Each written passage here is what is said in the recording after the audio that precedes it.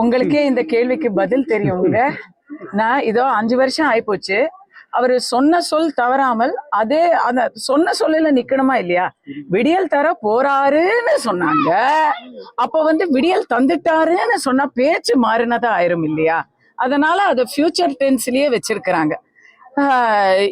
நீங்க உங்களுக்கே தெரியும், இப்போ 1ஆம் படை வீடான திருப்பரங்குன்றத்துல நின்றுகிட்டு 6ஆம் படை வீடான திருத்தணியை பத்தி நம்ம பேசுறோம். திருத்தணியில பேக் டு பேக் ஒரு நாள் ஒரு பாவம் வாயில்லாதவர்கள்னு சொல்லணும், புலம்பெயர் தொழிலாளர்களுக்கெல்லாம் நம்ம மொழி தெரியல, அவங்க ஏதோ அவங்க ஒரு மனிதர்களா இருப்பாங்கன்னு நினைச்சு ஆரம்பிச்சா அவங்க கழுத்துல வச்ச கத்திய அவங்க மேலேயே வச்சு வெட்டுறது. அத நம்ம பேச கூட நம்மளுக்கு பதறுது.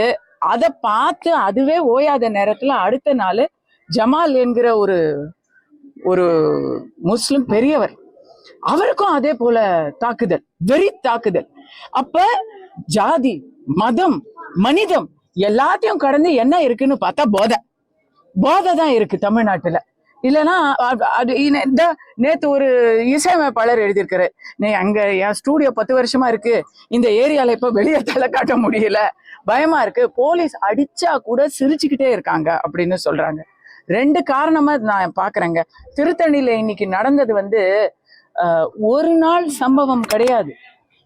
இது நீர் பூத்த நெருப்பா அங்கொன்னு இங்கொன்னுமா செய்திகள்ல முதற்பக்க செய்தியா தலைப்பு செய்தியா வராம இத்தனை நாள் போயிடுச்சு. ஆனா நான் ஒண்ணு சொல்லட்டுமா, ஃபர்ஸ்ட் ஒரு சமூகத்தினரை பல்லாண்டுகளுக்கு முன்னாடி இந்த திராவிட இயக்கம் ஆரம்பிக்கும் பொழுது ஒரு சமூகத்தினரை பார்த்து இவங்க நம்மாளுங்க இல்ல, இவங்க வேத்தாளுங்க, வந்தேரிகள் அப்படின்னு சொன்னாங்க.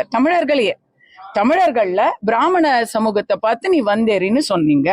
அடுத்தது இந்திக்காரங்களை பார்த்து வந்தேரி, இந்தி எதிர்ப்பு அப்படின்னு சொன்னீங்க. சில நாட்களுக்கு முன்னாடி பாஜக உள்ள வந்துரும் பூச்சாண்டி காமிச்சிங்க. இப்ப வடக்குல இருந்து பாவம் வயிற்று பொழப்புக்காக வரவங்களை வடக்கன், பீடாவாய, பானிபூரி அப்படின்னு அமைச்சர்களே பேசுறாங்க. இப்படி ஒவ்வொரு இடத்துலயும் அவன் வேத்தாளு, அவன் நம்மால் இல்ல அப்படிங்கிற ஒரு விஷத்தை பரப்பியாச்சு. அந்த வெறுப்பை வந்தாரே வாழ வைக்கும் தமிழகத்துல யாராவது வர்றதுக்கு பயப்படுறாங்க. இது இன்னைக்கு நேத்து நடக்கலையே. 2023 பீகார் சட்டமன்றத்துல இத பத்தின பேச்சு வந்துச்சா? அப்ப இங்க நாம எல்லாரும் குதிச்சோமா, ஐயோ முறையோ அப்படின்னு ஸ்டாலின் அவர்கள் லெட்டர் எழுதி பீகார் வரைக்கும் ஆள் அனுப்பிச்சு அங்க அந்த பிரசாந்த் ஏதோ அந்த ஒரு நபரை கைதெல்லாம் செஞ்சாங்க, பேஸ்புக்ல பதிவு போட்டதுக்காக. எங்க தமிழகத்துல எல்லாரும் நல்லபடியா இருக்காங்கன்னு சொன்னாங்க. இதுதான் நல்லபடியா இருக்குப்பா இன்னைக்கு. அப்ப இது அவன் வடக்கத்தியானுங்கிறதுக்காக இல்ல, ஏன்னா அடுத்த நாள் எங்காலேயே நாங்க வெட்டிட்டோம் அப்படின்னு இன்னைக்கு சொல்றாங்க. இதெல்லாம் வெக்கக்கேடா இல்லையா? மூளைக்கு மூளை சாராயமும் போதை மருந்தும் கிடைச்சிக்கிட்டு இருக்கு. அதெல்லாம் யார் கணக்குல வருது? யாரு போலீஸுக்கும் சட்டம் ஒழுங்குக்கும் மினிஸ்டருங்க? இன்னைக்கு கேட்டா இரும்பு கரும், எந்த கொம்பனும் என்ன குறை சொல்ல முடியாதுன்னு சொல்றாங்க. உங்களுக்கு ஓட்டு போட்டவர்களே இன்னைக்கு 6ஆம் தேதி போராட்டம் அறிவிச்சிருக்கிறாங்க. எதுக்காக அறிவிச்சிருக்கிறாங்க? அதிக ஊதியத்துக்காகவா? இல்ல வேற ஏதாவது புதுசா ஏதாவது கோரிக்கையா? இல்ல, நீங்க கொடுத்த தேர்தல் வாக்குறுதி இதோ அடுத்த தேர்தல் வருது, எப்பதான் நிறைவேற்றுவீங்க அப்படின்ற ஒரு காரணத்துக்காக தான் நம்ம நிக்கிறாங்க. ஆசிரியர்கள், செவிலியர்கள், விவசாயிகள், தொழிற்சங்க ஊழியர்கள், டிரான்ஸ்போர்ட், ஏதாவது ஒரு டிபார்ட்மெண்ட் பேலன்ஸ் இருக்கா சொல்லுங்க? இருக்கிற அமைச்சர்கள் எல்லாத்திலையும் இன்னும் ஒரே ஒரு டிபார்ட்மெண்ட்ல தான் யாரும் வெளியே சண்டை போடல. அது மது விலக்கு துறையில மட்டும்தான் இன்னும் வெளியே யாரும் சண்டை போடல. ஏன்னா அவங்களதான் போதையிலேயே வச்சிருக்கிறோமே நம்ம. போதைன்ற மாதிரி சொல்றீங்க மேடம்.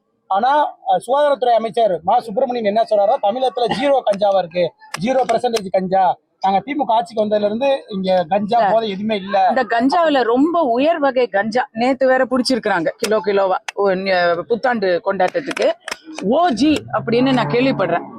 நமக்கெல்லாம் வெறும் கேஜி தான் தெரியும். இங்க கேஜியா ஓஜி கிடைக்குது. அது ரொம்ப விலை உயர்ந்த நச்சு பொருளாம் அது. அப்ப அந்த ஓங்கிறத தான் சுகாதாரத்துறை முதலமைச்சர் 0ங்கிறாரு போல இருக்கு. ஏன்னா யார் அந்த சார் அப்படிங்கிற கேள்விக்கும் யாருமே இல்லை அப்படின்னு சொன்னவர்கள் இப்ப எங்க அந்த கஞ்சா அப்படின்னு கேட்டா எங்கேயுமே இல்லை அப்படின்னு தான் சொல்லுவாங்க. அதுக்கே அதோ இங்க ஸ்டாலின் அவர்களுடைய பெயர் தாங்கிய மருத்துவமனையில வளருது அப்படின்னு கேட்ட கேள்விக்கு அங்கன்னும் இங்கன்னும் செடினா வளரத்தான் செய்யும் அப்படின்னு சொல்றாங்க. இப்படி இருந்தாங்க. அங்கன்னும் இங்கன்னும் செடினா வளரத்தான் செய்யும், அங்கன்னும் இங்கன்னும் போதைனா போடத்தான் செய்வாங்க, அங்கன்னும் இங்கன்னும் வெட்டுனா வெட்டித்தான் சாய்ப்பாங்க. இப்படியா பேசுவாங்க அமைச்சர் பெருமக்கள்? அதனாலதான் கடவுளை பார்த்து கெஞ்ச போறேன் நான்.